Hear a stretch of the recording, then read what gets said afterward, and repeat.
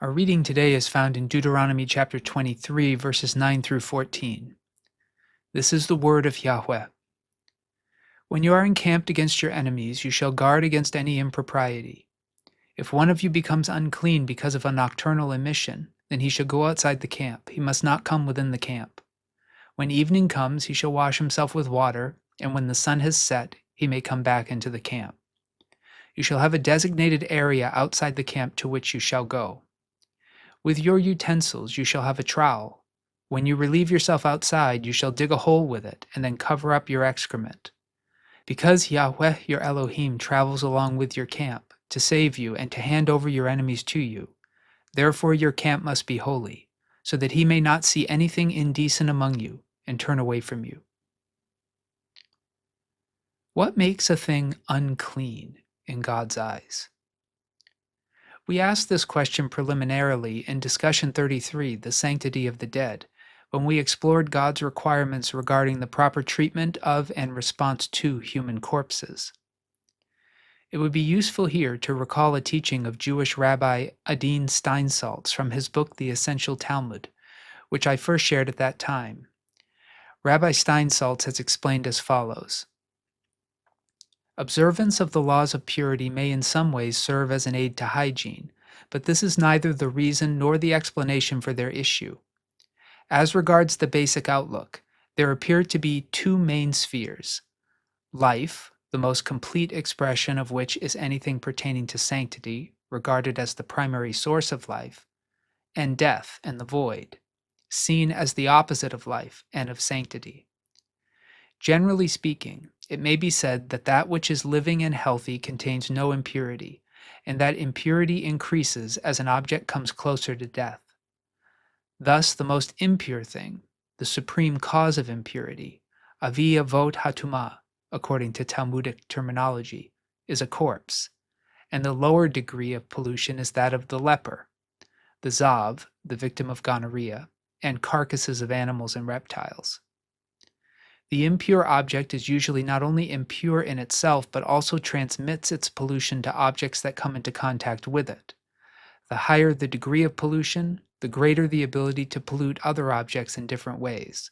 The corpse, for example, pollutes whatever comes into contact with it, which is then sometimes polluted to so great an extent that it, in its turn, becomes an independent source of pollution. That's the end of the quotation. Of relevance to our discussion today is Rabbi Steinsaltz's observation that generally speaking, it may be said that that which is living and healthy contains no impurity, and that impurity increases as an object comes closer to death. Not only does this help to explain the uncleanness or impurity of corpses, but also the uncleanness of blood once it leaves the body, and the uncleanness of human excrement or other excretions. Even the dietary laws of kosher operate in this sphere. Though it may be impossible to distinguish clean and unclean animals in terms of proximity to death alone, the fact that God delineated many laws with respect to the killing of animals, the consumption of animal flesh, and the allowed and disallowed consumption of various other animal products still reinforces the truth that any conversation with respect to clean and unclean involves to one degree or another something either dead, diseased, or dying. The immediate context of Deuteronomy chapter 23, verses 9 through 14, is that of a military camp, which had been set up during a conflict or siege. And the passage begins by warning the Israelites as follows: When you are encamped against your enemies, you shall guard against any impropriety. Now, given the context which follows, it's quite natural to assume that the impropriety in view has to do with what follows, namely improper or unhygienic bathroom practices. However, the phrase translated into English as impropriety is the Hebrew phrase devar ra, which translates literally as bad, evil, or improper speech. In order to understand this opening warning more fully, it will be best to return to it after we have discussed what follows. Next, God continued his instructions to the Israelites through Moses, now picking up in Deuteronomy chapter 23, verse 10. If one of you becomes unclean because of a nocturnal emission, then he shall go outside the camp. He must not come within the camp. When evening comes, he shall wash himself with water, and when the sun has set, he may come back into the camp. You shall have a designated area outside the camp to which you shall go. As was true with the translation impropriety in verse 9, the translation nocturnal emission may be somewhat misleading as well. The phrase in Hebrew is mikarei leila, which means literally an accident or mishap during the night. Dr. Peter Craigie has explained the likely meaning of this phrase in his commentary on Deuteronomy in the New International Commentary on the Old Testament series as follows. On the analogy of Leviticus chapter 15 verse 16, these words are often interpreted as signifying the nocturnal involuntary emission of semen. The Hebrew in this passage, however, is different and less specific than that of Leviticus chapter 15 verse 16, and it is possible that something else is intended. The references may simply be to urinating in the camp at night, either involuntarily or else because a man was too lazy or tired to get up and go outside his camp. This interpretation seems to provide a more natural parallel to the legislation contained in verses 13 through 15, and it would thus refer to a more typical and common occurrence in any military camp. That's the end of the quotation. Now, I agree with this reading that Dr. Craigie has offered. However, I do suspect that a nocturnal emission would also apply, even if it was not the sole behavior in view. In either case, this is an interesting requirement because, as commentators Keel and Delitzsch have observed in the third volume of their commentary on the Pentateuch, on the journey through the desert, none but those who were affected with uncleanness of a longer duration were to be removed from the camp, as we can see in Numbers chapter 5, verse 2. But when they were encamped, in a military sense, this law was to apply even to lighter defilements. That's the end of the quotation. Now, before we tie this requirement back both to our question of why these things were commanded by God and how they relate to the improper speech of verse 9, let's discuss the rest of the passage. Moses continued in Deuteronomy chapter 23, verse 13 as follows. With your utensils you shall have a trowel. When you relieve yourself outside, you shall dig a hole with it and then cover up your excrement. Now, this requirement is understandable enough even today. The careful handling of solid human waste is no less required today than it was in the days of Moses, and laws surrounding the proper disposal of it still abound, thankfully. In this passage, the Lord required those engaged in military conflicts to pack a trowel, which was to be used for digging a hole for and covering up human excrement. Of course, we could argue that all of these rules have to do with protecting human health by proper hygiene, and they certainly do apply to this area. However, interestingly, Moses did not associate these laws with human health or hygiene at all.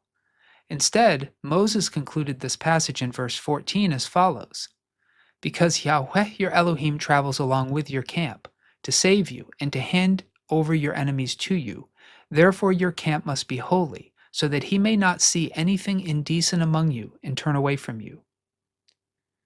Perhaps surprisingly, these things were prohibited not for reasons of human health, but because of the presence of God in their camp.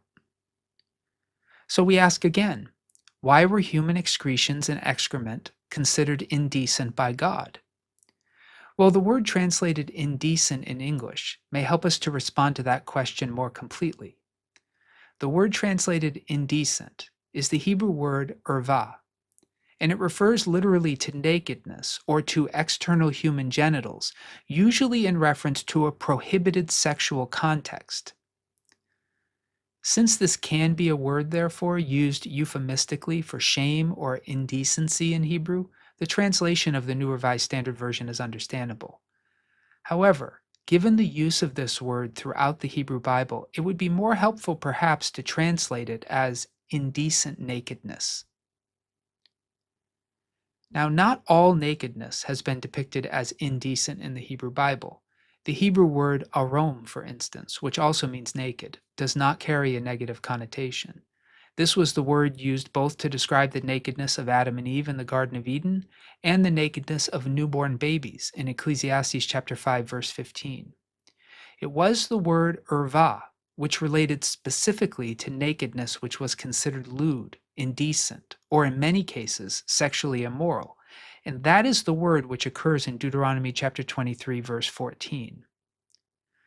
So then, with this information before us, we ask our question now with more contextual nuance.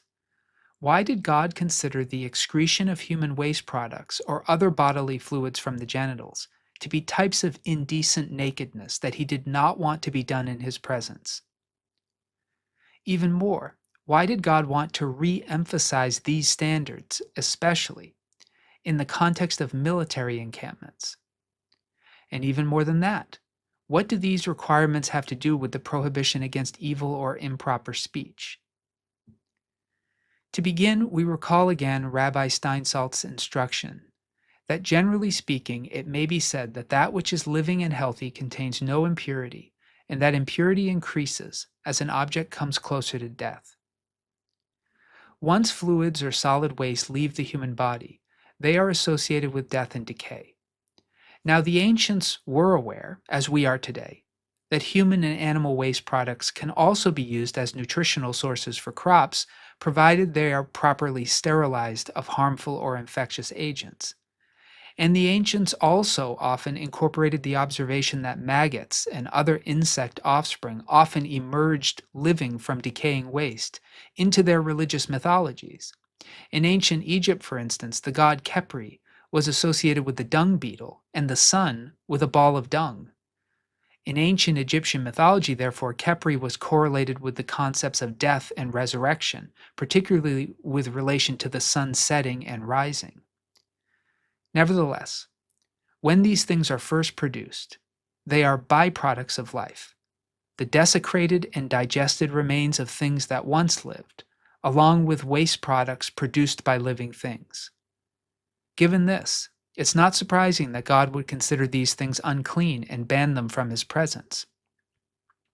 However, it was not just the substances themselves which God banned from remaining in the camp. They were not even to be willfully produced in the camp, because God was there. This is where the indecent nakedness comes in, erva in Hebrew. Not only did God want human excretions removed from the camp, God wanted them produced only outside of the camp. Even in the case of an accidental excretion, the person who had done it was to live outside the camp for a day in order to regain his cleanliness. Now, there is some archaeological and historical evidence that the worship of some ancient Near Eastern deities may have included human defecation and urination in certain circumstances. The evidence is scant. For instance, the reason that Ezekiel called some false gods dung gods, or the purpose for a toilet which has been discovered in an Iron Age shrine in Israel, both remain unclear. However, what is demonstrable is that sexual activity, including seminal emissions, were often part of pagan worship among Israel's contemporaries. At the very least, with these laws, God was reminding the Israelites that no sexual activity, no seminal emissions, and no defecation or urination were ever proper in his presence, and therefore should never have been performed in the context of his worship for any reason. Now, with that said, we must also remember that in the context of Deuteronomy chapter 23, these instructions were given specifically to military encampments, and that context is significant. Whatever the practices in the wider ancient Near East might have been, God's people were not permitted to set aside cleanliness and purity laws while at war or in battle. Even in military camps, the people were to remember that God was with them and they were to behave accordingly. Sexual or bathroom activities which were inappropriate in civilized settlements were also inappropriate for soldiers at war. Just as God was with them in their cities, he was also with them in their camps. God provided soldiers no exemptions from the standards expected from those who lived in towns or cities. They were not to use war as an excuse for lax care for human excrement, nor were they to use war as an opportunity to behave sexually in ways that were prohibited by the Covenant of Sinai generally. In short, soldiers were to submit continually to the guidelines of the Covenant of Sinai, just as was expected of all citizens of Israel. And it is this realization that helps to explain the very first instruction Moses gave to those in the military in Deuteronomy chapter 23, verse 9, when he warned, "When you are encamped against your enemies, you shall guard against any evil or improper speech." Not only were military personnel not to defecate, urinate, or make other genital emissions in the camp, but they were not to speak of these things either. In nearly every culture around the world, verbal taboos persist around words which relate to excrement, the acts of defecation or urination, and to various sexual acts and practices. In English, these terms are often included in the categories of swears or curses or four-letter words. And throughout history, individuals have made it a habit of using these terms, particularly in aggressive or demeaning contexts. It should not be surprising that God would prohibit soldiers in his armies even from speaking about items, acts, or behaviors that he considers unclean. In fact, the prohibition we find here in Deuteronomy chapter 23, verse 9, has been reiterated in the New Covenant of Jesus by St. Paul the Apostle. In Ephesians chapter 5, verses 1 through 14, St. Paul has instructed us as follows: "Therefore be imitators of God as beloved children, and live in love as Christ loved us and gave himself up for us, a fragrant offering and sacrifice to God. But fornication and impurity of any kind, or greed, must not even be mentioned among you, as is proper among saints." Entirely out of place is obscene, silly, and vulgar talk, but instead let there be thanksgiving. Be sure of this, that no fornicator or impure person, or one who is greedy, that is, an idolater, has any inheritance in the kingdom of Christ and of God. Let no one deceive you with empty words, for because of these things the wrath of God comes on those who are disobedient. Therefore do not be associated with them. For once you were in darkness, but now in the Lord you are light. Live as children of light, for the fruit of the light is found in all that is good and right and true. Try to find out what is pleasing to the Lord. Take no part in the unfruitful works of darkness, but instead expose them, for it is shameful even to mention what such people do secretly. But everything exposed by the light becomes visible, for everything that becomes visible is light. And Jesus' stepbrother James taught similarly when he wrote the following in James chapter 3, verses 7 through 12. "For every species of beast and bird, of reptile and sea creature, can be tamed and has been tamed by the human species. But no one can tame the tongue, a restless evil full of deadly poison. With it we bless the Lord and Father, and with it we curse those who are made in the likeness of God.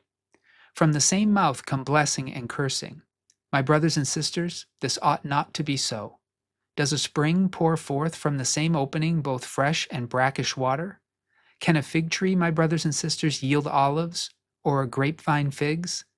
No more can salt water yield fresh." And of course, both St. Paul and St. James learned what they taught from Jesus. The Gospel according to St. Luke has preserved the following teaching of Jesus in chapter 6, verses 27 through 28. "But I say to you that listen, love your enemies, do good to those who hate you, bless those who curse you, pray for those who abuse you." Moses instructed soldiers to guard against any improper, indecent, or otherwise evil speech. Jesus instructed all who would follow him to bless their enemies and not to curse them. And St. Paul and St. James each instructed Christians to avoid curses and obscene, vulgar, or silly talk, opting instead to speak words of thanksgiving and blessing, to not even speak of the things the wicked do in secret. Together these voices speak with the Spirit of the Lord our God to call all who would follow Jesus not only to avoid engaging in indecent activities while naked, but also to refuse to speak of such activities or the products thereof, whether in jest or in sincerity. May those who have ears to hear listen to what the Spirit is saying to the churches. Amen.